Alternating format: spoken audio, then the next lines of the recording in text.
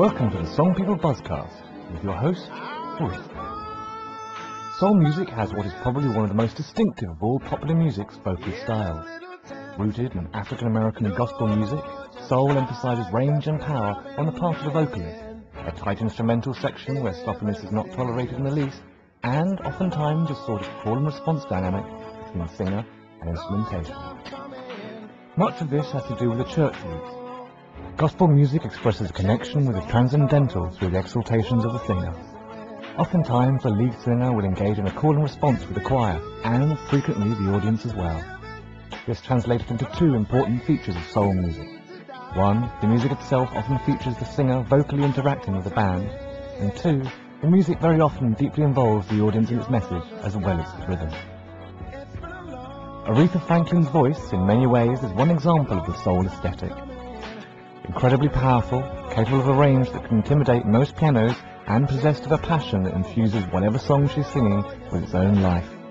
This sort of fire is characteristic of soul music and the vocalists who sing it. James Brown is another example of the soul ideal.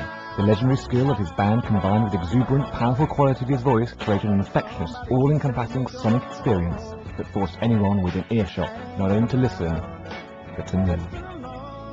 Like the gospel music singers that preceded them, soul singers have never shied away from expressing a message, usually political or social, through the power of music. Their throwing themselves so fully into the music only emphasized the power of the message. Through the years, some have accused soul of becoming more sound than skill, but a live performance by any soul artist will soon lay this accusation to rest. Soul remains a form of music where the vocalist and the story they tell are powerfully delivered, yet intimately in very human terms. This is the music of African American experience that has translated itself into an expression of the experience of people all over.